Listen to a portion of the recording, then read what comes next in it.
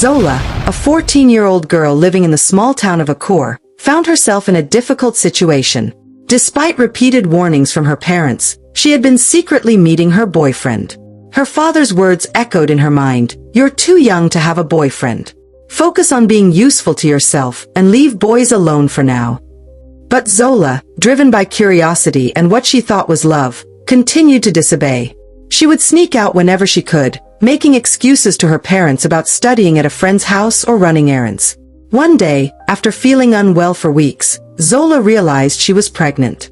Her heart raced as she approached her boyfriend with the news. I think I'm pregnant," she stammered, her voice barely above a whisper. Her boyfriend's face drained of color. "What? No, that's impossible. It can't be mine," he said, backing away from her. Zola felt her world crumbling. But you're the only one I've been with," she pleaded. "I don't care. I'm not ready for this." "Don't tell anyone it's mine," he said coldly before walking away, leaving Zola alone and scared. For weeks, Zola struggled to keep her secret. She wore loose clothes and tried to act normal, but the fear of discovery consumed her. Every morning she woke up dreading the moment her parents would find out. One night, as she lay in bed, she overheard her parents talking in the living room. "I'm worried about Zola," her mother said. "She's been acting strange lately." "Maybe she's finally taking her studies seriously," her father replied. "It's about time she listened to us about focusing on her future." Zola felt a pang of guilt. She knew her parents had high hopes for her, and now she had let them down in the worst way possible. The fear of disappointing her parents, coupled with the terror of becoming a mother at such a young age, overwhelmed her. She imagined the shame she would bring to her family and the possibility of being kicked out of her home. "What am I going to do?" she whispered to herself, tears streaming down her face. For days, Zola wrestled with her options. She considered telling her parents, hoping they might understand, but every time she tried to bring it up, her courage failed her. One afternoon, as she walked home from school, she passed by the bus station. She stopped, staring at the buses lined up, ready to take people to far-off places. An idea began to form in her mind. That night, Zola lay awake, her mind racing. "I can't stay here," she thought. "I can't face them. I can't face anyone." The next morning, after her parents left for work, Zola made her decision. With shaking hands, she packed a small bag with some clothes and the little money she had saved. As she stood in her room one last time, she looked around at the familiar surroundings. Her school books on the desk, photos of her friends on the wall, the teddy bear she'd had since childhood sitting on her bed. Everything reminded her of the life she was about to leave behind.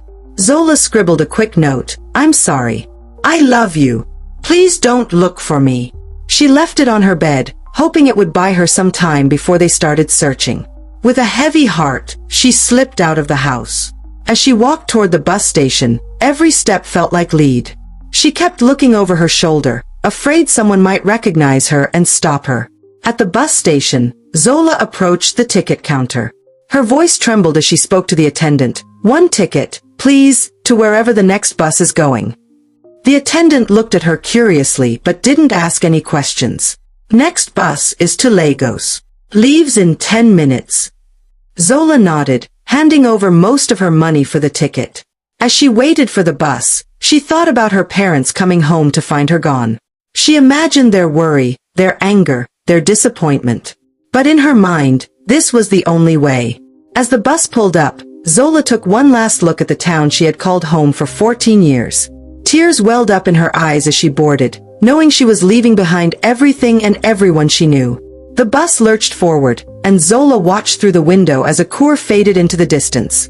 She placed a hand on her stomach, feeling the weight of her decision and the uncertainty of her future. "I'm sorry," she whispered, to her parents, to her unborn child, and to herself.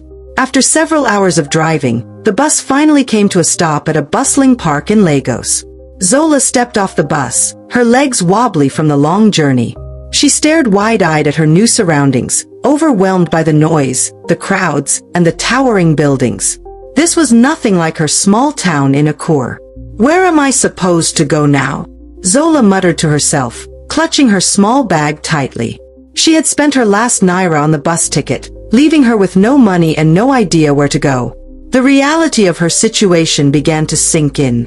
She was alone, pregnant, and lost in a big city she knew nothing about. As the sun began to set, Zola wandered the streets of Lagos. Her stomach growled with hunger, reminding her that she hadn't eaten since morning.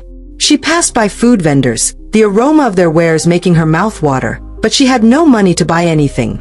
"Excuse me," she tried asking a passerby, "do you know where I can find a cheap place to stay?" The person barely glanced at her before hurrying away, leaving Zola feeling even more alone. As darkness fell, Zola's fear grew. She had nowhere to sleep, and the streets were becoming more intimidating by the minute. She kept walking, her feet aching, hoping to find somewhere safe to rest. In a quieter part of the city, Zola spotted an elderly woman locking up what looked like a small shop. Desperate for help, she approached the woman. "Good evening, Ma," Zola said, her voice trembling.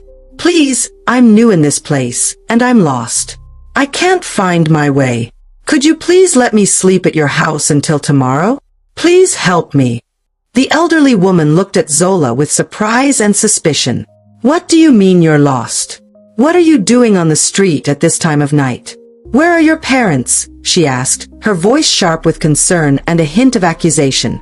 Zola, feeling cornered and desperate, decided to tell the truth. I ran away from home," she admitted, her eyes welling up with tears. "I'm pregnant, and I was scared to tell my parents. I have nowhere to go." The woman's expression changed from surprise to disappointment. "You got pregnant as young as you are? You're already pregnant. You must be a stubborn girl," she said, shaking her head. "Now go away from me. I can't help you." Zola felt her heart sink. She had hoped the woman would take pity on her, but instead, she found herself being chased away once again. With tears streaming down her face, she walked away, feeling more alone than ever. As she continued her aimless wandering, exhaustion began to take over. Zola found a large tree in a quiet area and sat down, leaning against its trunk. Her eyelids felt heavy, and she was just about to drift off when she heard footsteps approaching. Zola's eyes snapped open, and she saw a group of young men walking toward her, their loud voices and aggressive body language making her heart race with fear. Without thinking, she jumped to her feet and started running. "Hey, where are you going?" one of the boys shouted. To Zola's horror, she heard them start to chase her. Her pregnant body protested as she ran as fast as she could, her breath coming in short gasps. "Please God, help me." She prayed silently as she darted down unfamiliar streets, trying to lose her pursuers. After what felt like hours but was probably only minutes, Zola could no longer hear the boys behind her. She slowed down, her lungs burning and her legs shaking. She found herself in a quiet, partially developed area of the city. As she caught her breath, Zola's thoughts turned to her family back in Akur. She imagined her mother discovering her empty room and the note she had left. She could almost hear her father's angry voice and her mother's sobs. The guilt and homesickness washed over her. "I'm sorry, Papa," she whispered into the night, tears falling freely now. As she walked through the quiet area, Zola spotted an unfinished building. It was just a concrete shell with no windows or doors, but it offered some shelter from the elements and prying eyes. Cautiously, she approached the structure. "Hello," she called out softly, making sure no one else was using it as a shelter. When she received no response, she stepped inside. The floor was hard and dusty, but to Zola's exhausted body, it felt like a luxury. She found a corner that was partially hidden from view of the entrance and settled down, using her small bag as a pillow. As she lay there, trying to get comfortable, Zola placed a hand on her stomach. "I'm sorry, little one," she whispered to her unborn child. "I don't know what we're going to do, but I'll figure something out. I promise." The night was long and uncomfortable. Every sound made Zola jump, fearing that someone had found her hiding place. But as the first light of dawn began to filter into the unfinished building, she realized she had made it through her first night in Lagos. Sitting up and stretching her sore muscles, Zola looked around her makeshift shelter. It wasn't much, but for now, it was the only place she had. "I guess this is home now," she said to herself, her voice a mixture of resignation and determination. As the city outside began to wake up, Zola steeled herself for the challenges ahead. She had no money, no food, and no plan, but she was alive, and for now, that had to be enough. With a deep breath, she stepped out of the building, ready to face her first full day in this strange, overwhelming city. As time passed, Zola's pregnancy progressed rapidly. Life in Lagos was incredibly hard for her. Each day was a struggle to find food and stay safe. She often resorted to begging on the streets, approaching strangers with pleading eyes. "Please, can you spare some food?" she would ask passers-by. Some ignored her, while others gave her small portions or a few naira. To earn a little money, Zola started washing clothes for people in the neighborhood. "I can wash your clothes for you," she'd offer to women she saw in the area. "I'll do a good job, I promise." One woman, Mrs. Adabo, became a regular client. "You're a hard worker, Zola," she'd say, handing over a small payment. "But you shouldn't be doing this in your condition." Zola would just nod, grateful for the work. "Thank you, Ma. I have no choice." Months went by like this, with Zola barely scraping by. Then, one evening, as she sat in her makeshift home in the unfinished building, she felt a sharp pain. "Oh no," she gasped, realizing what was happening. "Not now, please, not now." But the baby was coming, and Zola was all alone. She screamed in pain, her cries echoing in the empty structure. "Help! Somebody, help me!" she yelled, but no one was around to hear. For hours, Zola pushed and cried, the pain unlike anything she had ever experienced. "I can't do this," she sobbed, but her body kept working to bring the baby into the world. Finally, with one last agonizing push, the baby was born. Zola, exhausted and in shock, stared at the tiny crying infant. "Hello, little one," she whispered, tears streaming down her face. With shaking hands, she cleaned the baby as best she could, using the cleanest cloth she had. As she held her child, a boy, Zola was filled with a mix of love and despair. She knew she couldn't provide for him. She had no money, no home, no way to keep him healthy and safe. "What am I going to do with you?" she asked the baby, who had quieted and was looking up at her with unfocused eyes. "I want to keep you, but I can't. I'm so sorry." Zola spent the night holding her son, trying to feed him and keep him warm. But as the sun rose, she knew she had to make a difficult decision. She couldn't keep the baby with her. It would be a death sentence for both of them. An idea formed in her mind, a way to give her son a chance at life. It broke her heart, but she knew it was the only way. "I have to be strong," she told herself. "For you, my little one. For you." She looked into his tiny face, her heart heavy with the decision she was about to make. Tears streaming down her cheeks, she spoke softly to him. "My sweet baby," Zola whispered, her voice trembling. "Please forgive me for what I'm about to do. I know you won't understand, but I'm so sorry. This is the only way I can give you a chance at a better life. I want you to know that I love you so much." With shaking hands, Zola wrapped the baby in the cleanest cloth she had. She took a deep breath, steeling herself for what she was about to do. "It's time," she murmured, more to herself than to the baby. Zola stepped out of her shelter, holding her son close. She walked to the next street, where she knew a wealthy family lived. Their large house stood out among the other buildings, a symbol of prosperity that Zola could only dream of.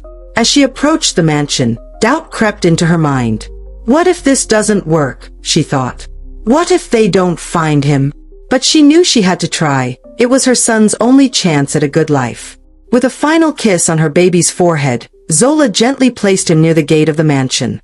She arranged the cloth to make sure he was comfortable and visible. "Be safe, my love," she whispered before quickly moving away to hide behind a nearby tree. From her hiding spot, Zola watched the gate intently.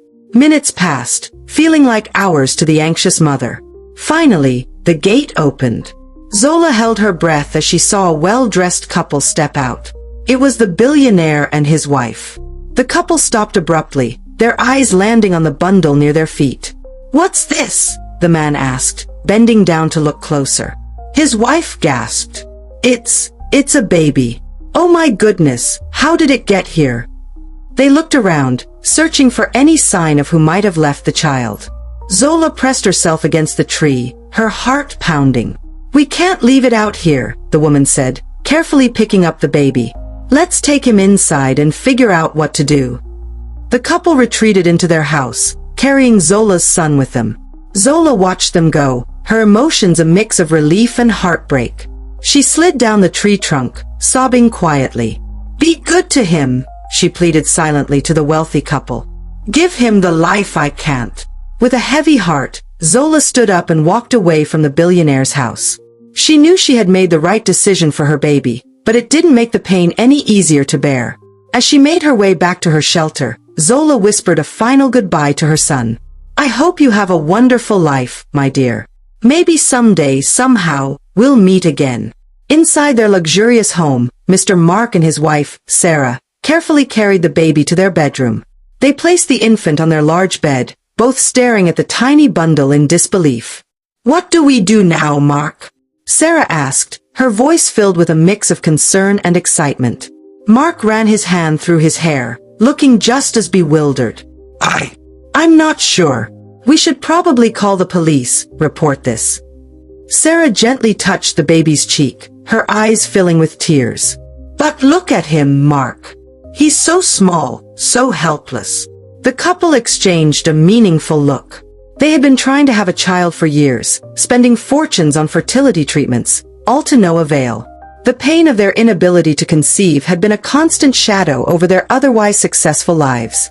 Mark sat down heavily on the edge of the bed.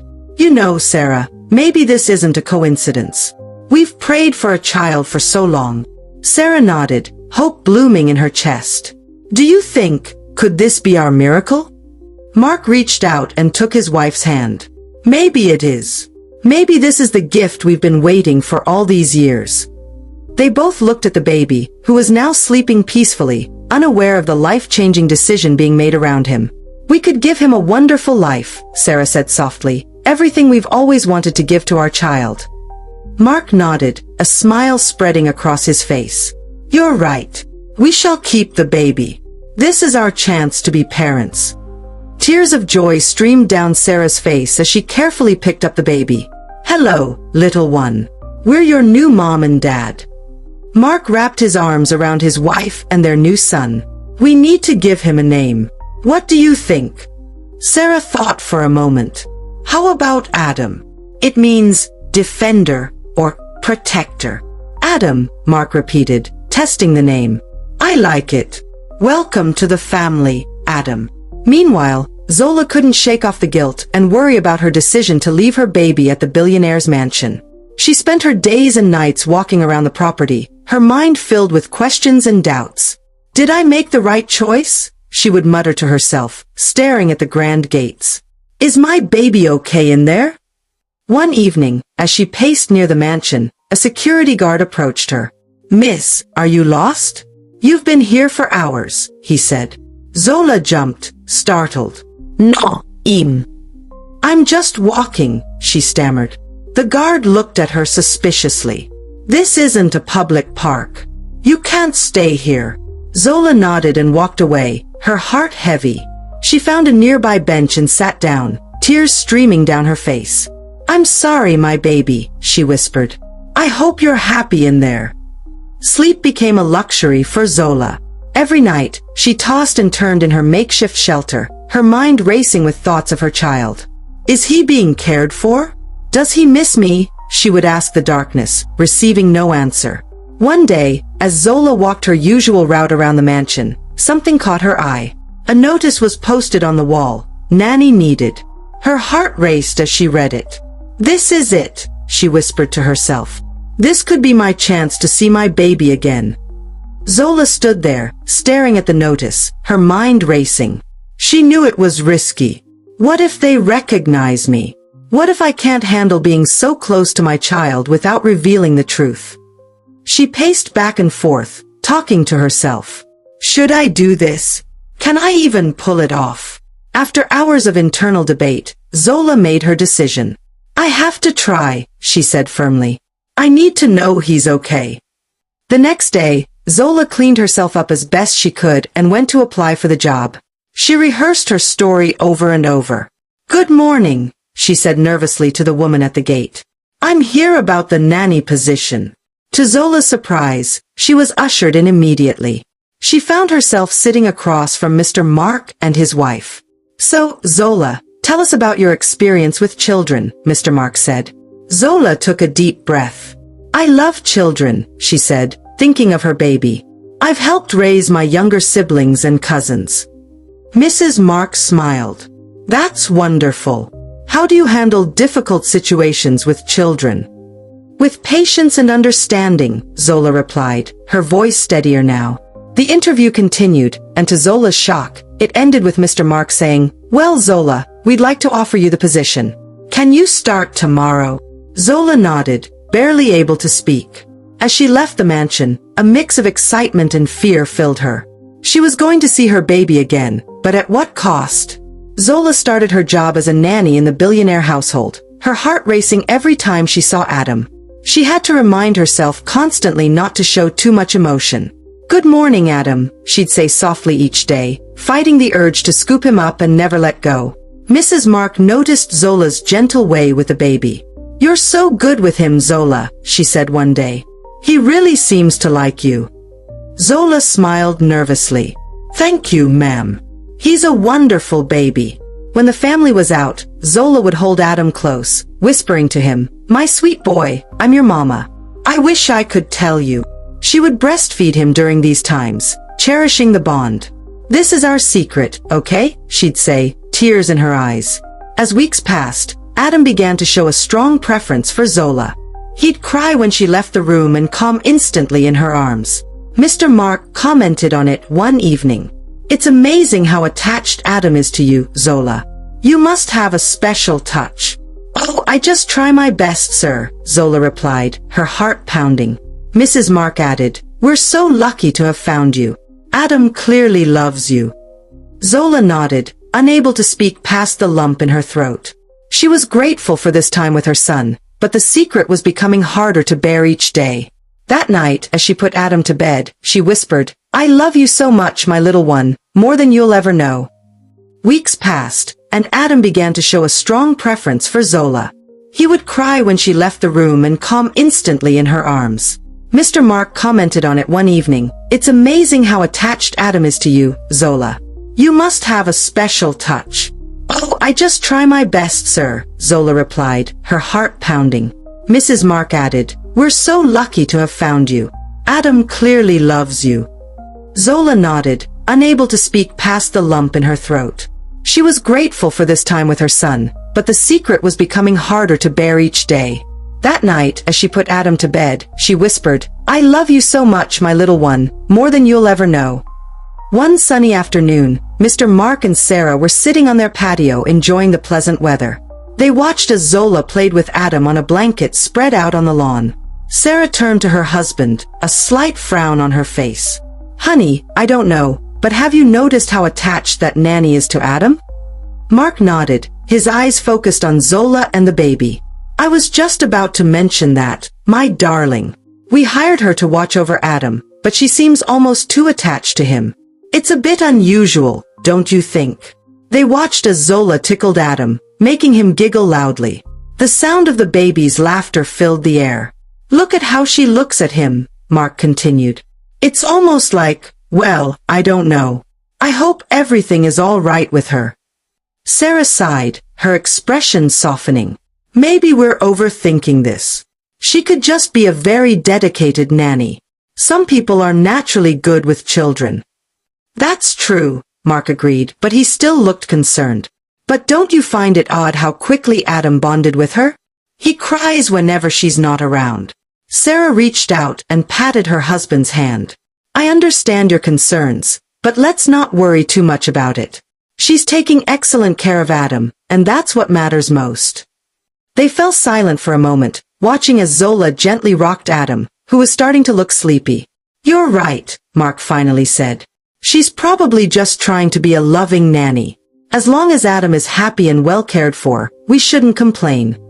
Sarah nodded, smiling as she saw Adam yawn in Zola's arms. "Exactly. Let's be grateful we found someone who cares for our son so deeply." Zola was tidying up Adam's toys in the garden when she noticed Mr. Mark and Sarah talking on the patio. She couldn't hear their words clearly, but their frequent glances in her direction made her uneasy. Pretending to be busy, she moved closer, straining to catch their conversation. As she picked up a stuffed animal, she heard Sarah's voice. "That nanny is so attached to Adam." Zola's heart raced. She bent down, pretending to tie her shoelace, listening intently. Mark's response made her blood run cold. Too attached to the baby. Oh no, Zola thought, her hand shaking slightly as she placed the toy in the basket. She caught more snippets of their conversation, each word increasing her panic. As the couple's discussion ended, Zola straightened up, her mind racing. I have to be more careful, she whispered to herself. They're getting suspicious. I need to watch my steps. She took a deep breath, forcing a calm expression as she turned towards the house, all the while thinking, I can't lose this chance to be with my baby. I have to be smarter about this. For 10 long years, Zola lived a double life in the billionaire's household. Every day was a delicate balance of caring for Adam while hiding her true identity. She poured all her love into her son, savoring every moment they shared. Adam, have you finished your homework? Zola would ask, her voice gentle but firm. Almost done, Nanny Zola, the boy would reply, his face lighting up at her attention. As Adam grew, Zola marveled at his progress. She watched him learn to walk, talk, and eventually excel in his studies. Each milestone filled her with a bittersweet mix of pride and sadness. One evening, as she tucked him into bed, 9-year-old Adam asked, Nanny Zola, why do you always look sad when you think I'm not watching? Zola's heart skipped a beat. Oh Adam, I'm not sad. I'm just thinking sometimes, she replied, forcing a smile. Nanny, can I tell you a secret? 9-year-old Adam whispered. Zola's heart raced. Of course, Adam, you can tell me anything. You're my favorite person in the whole world, he said, hugging her tightly. Zola fought back tears. Oh Adam, you're very special to me too. Mr. Mark often boasted about Adam's achievements. Did you see Adam's latest test scores? He'd say to Sarah. He's at the top of his class again. He's such a smart boy. Sarah would agree, beaming with pride. Zola would listen to these conversations, her heart swelling with pride but aching with a secret she carried. She'd think to herself, that's my boy, my brilliant, beautiful boy. During quiet moments, Zola would sometimes allow herself to imagine a different life. What if I had kept him? She'd wonder. But then she'd look around at the luxurious home, the opportunities Adam had, and remind herself why she made her choice. Nanny Zola, can you help me with this math problem? Adam would call, snapping her out of her thoughts. Of course, Adam, she'd respond, grateful for another chance to be close to her son. Let's figure it out together. One afternoon, 9-year-old Adam was playing in the sitting room, running around with his toy airplane. As he zoomed past the ornate glass table, his elbow caught the edge of a delicate glass ornament. It toppled off the table and shattered on the marble floor with a loud crash. Adam froze, his eyes wide with fear. Oh no, he whispered. The sound of breaking glass echoed through the house. Within seconds, Sarah rushed into the room, her eyes darting from the broken glass to Adam, who was standing stock still next to the table. What? Sarah exclaimed, her face turning red with anger. Adam, you broke that glass on the table? I've told you so many times not to play near that table. Before Adam could explain or apologize, Sarah grabbed him by the arm and started spanking him. How many times do I have to tell you? That glass was expensive. Zola, who had been in the kitchen, ran into the room when she heard the commotion. Her heart broke as she watched Sarah punishing Adam. It took every ounce of self-control not to intervene. She clenched her fists, fighting the urge to protect her son. After the beating, Adam ran to his room, sobbing. Sarah, still fuming, stormed back to her own room without a word to Zola. Zola waited a few minutes, then quietly knocked on Adam's door. Adam, can I come in? A muffled, yes, came from inside. Zola entered to find Adam curled up on his bed, his face streaked with tears. She sat down beside him and gently stroked his back. I know you're sad now, Adam, Zola said softly. What happened was an accident. Next time, if you want to play, just come outside with me, okay? I'm always here for you. Adam looked up at her, his eyes red and puffy.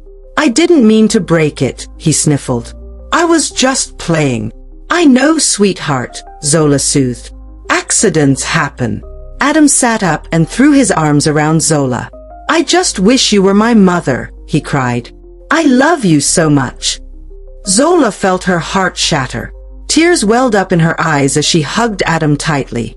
If only he knew the truth. Please stop crying, Adam said, noticing Zola's tears. Did I say something wrong? I wish my mom was like you, Zola quickly wiped her eyes. No, you didn't say anything wrong, she assured him. Don't worry about your mother, Adam. She's not a bad person. She was just angry because that glass was expensive. She loves you very much. But you never get angry like that, Adam pointed out. Everyone shows love differently, Adam. Your mother loves you in her own way. After comforting Adam for a while longer, Zola left his room. As she closed the door, she heard Adam whisper, I wish my mother was just like my nanny. Zola leaned against the wall outside Adam's room, overwhelmed by emotion. The irony of the situation wasn't lost on her. She was Adam's real mother, yet she couldn't tell him. She had to watch another woman raise her son, sometimes in ways she didn't agree with, and there was nothing she could do about it. Oh, Adam, she whispered to herself, if only you knew how much I love you. After comforting Adam, Zola retreated to her small room in the servants' quarters. As soon as she closed the door, she broke down in tears. My baby, she sobbed quietly, sinking onto her bed. Oh, Adam, if only you knew. Zola's mind raced with Adam's words. I wish you were my mother. The irony of it all was too much to bear. I am your mother, she whispered to the empty room. I've always been your mother. As her tears subsided, a dangerous thought began to form in Zola's mind. Maybe I should tell him the truth, she muttered. Maybe we could leave this place together. But quickly, doubt set in. No, it's too risky, she argued with herself. What if they don't believe me? What if they take Adam away? Zola paced her small room, torn between her desire to claim her son and the reality of their situation. There has to be a way, she said. I just need to find it. After that emotional day, Zola couldn't shake the idea of revealing the truth to Adam. She spent nights tossing and turning, imagining different scenarios.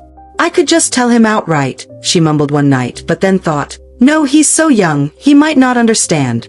During the day, she watched Adam closely, noticing his growing sadness. One afternoon, she found him staring out the window instead of doing his homework. Adam, sweetie, aren't you supposed to be studying? She asked gently. Adam sikit. What's the point? Mom and Dad are never around to see my grades anyway. Zola's heart ached. They're just busy with work, Adam. They still care about you. But you're always here, Adam said, looking at her with sad eyes. Why can't they be more like you? Zola swallowed hard, fighting back tears. Everyone has different responsibilities, Adam. Your parents love you very much. As Adam turned back to the window, Zola thought, oh my sweet boy, if only I could tell you the whole truth. Days later, Adam's life had turned into a nightmare. Once known throughout the school for his intelligence and academic prowess, the popular and brilliant boy now found himself struggling. His grades had plummeted dramatically, dropping from first place to third from last in his class. At home, the situation was equally dire. His father would bellow at him, his face red with anger. What's wrong with you, Adam? How could you let your grades slip like this? He shouted, waving Adam's report card in the air. His mother was no better. She'd yell and call him names, her words cutting deep. Are you trying to embarrass us? You used to be so smart. What happened to our brilliant son? She said, her voice dripping with disappointment. Neither of them seemed to care about what might be troubling their only child. They didn't take the time to sit down with Adam and ask if something was wrong or if he needed help. Their busy schedules and high expectations left no room for understanding or compassion. The constant criticism and lack of support at home took its toll on Adam. He became lost in his thoughts, his mind a whirlpool of sadness and confusion. This internal turmoil directly impacted his academic performance, leading to a breakdown in his studies. At school, his teachers noticed the change. Mrs. Johnson, his English teacher, approached him one day after class. Adam, is everything all right? You seem very distracted lately, she asked gently. Adam just shrugged, avoiding eye contact. I'm fine, he mumbled, even though he was far from it. Mr. P, his math teacher, also tried to reach out. Adam, your grades have dropped significantly. Is there something bothering you? You can talk to me if you need help, he offered. But Adam wouldn't open up to them. He simply shook his head and walked away, leaving his concerned teachers at a loss. The only person Adam felt he could turn to was Zola. One evening, as she was helping him with his homework, he finally broke down. "Nanny Zola," he said, his voice quivering, "I don't know what to do anymore. Nothing I do seems good enough for Mom and Dad." Zola's heart ached as she listened to her son's pain. "Oh, Adam," she said softly, putting an arm around his shoulders, "what makes you feel that way?" Adam's words came out in a rush. "They're always yelling at me about my grades. They don't care about anything else. They don't even ask how I'm feeling or if something's wrong. It's like they only love me when I'm perfect." Zola fought back tears as she hugged Adam close. "Your parents love you very much, Adam. They just have a hard time showing it sometimes. But I'm here for you always. You can tell me anything, okay?" Adam nodded, burying his face in Zola's shoulder. In that moment, Zola wished more than ever that she could tell Adam the truth, that she was his real mother and that she loved him unconditionally. But for now, all she could do was hold him and offer what comfort she could. Adam's academic performance had been suffering due to his worries about his parents' busy schedules and their seeming lack of interest in his life. Once a top student, he had slipped to the middle of his class.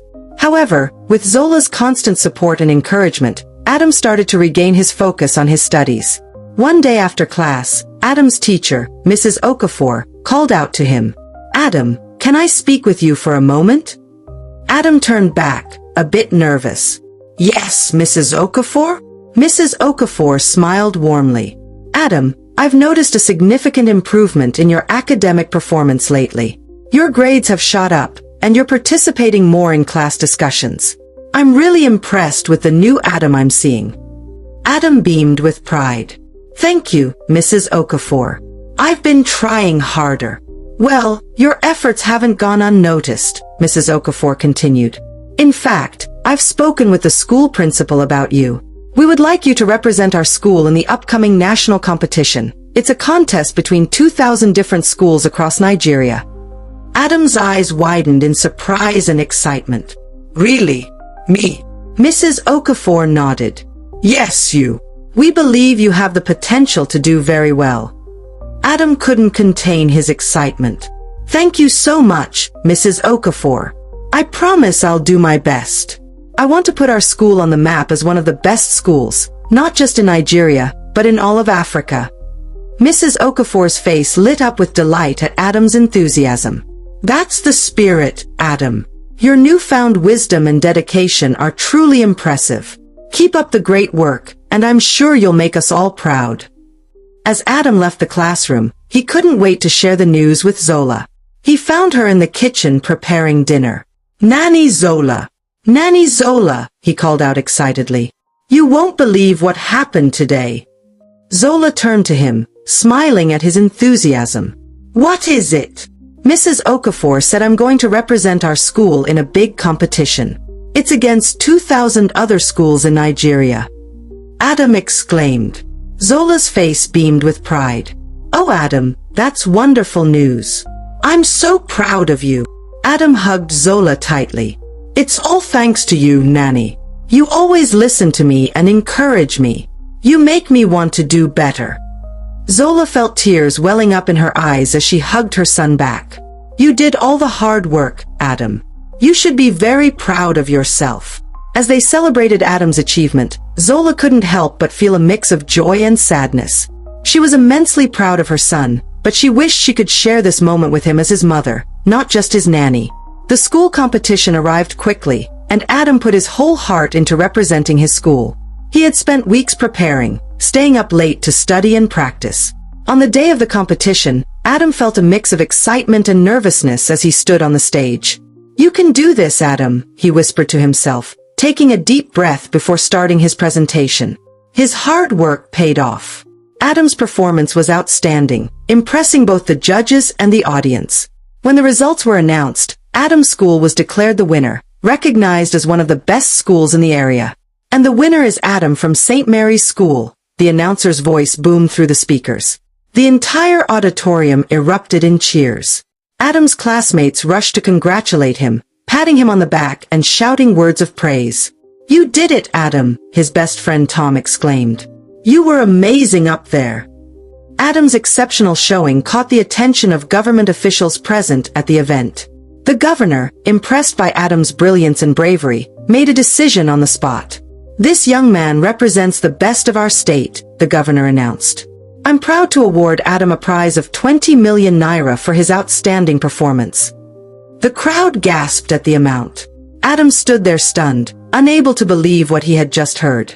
Later that day, the school principal called Adam to his office. He handed Adam a letter, his face beaming with pride.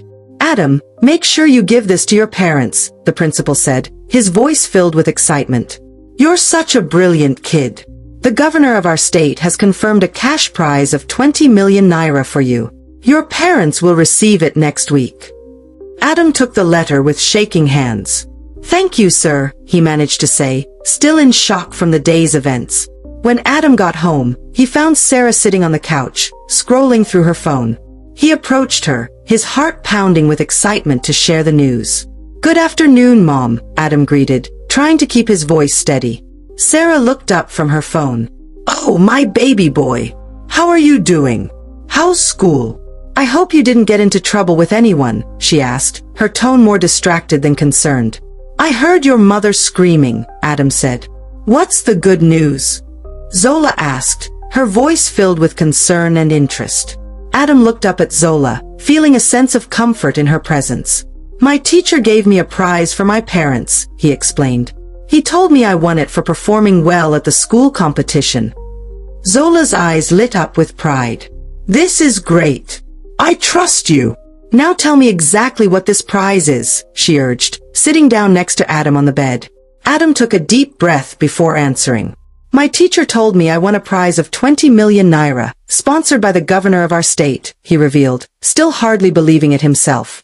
Zola's jaw dropped, and she almost fainted upon hearing the amount. "What a huge prize," she whispered, more to herself than to Adam. Unable to control her emotions, Zola quickly stood up. That's wonderful, Adam.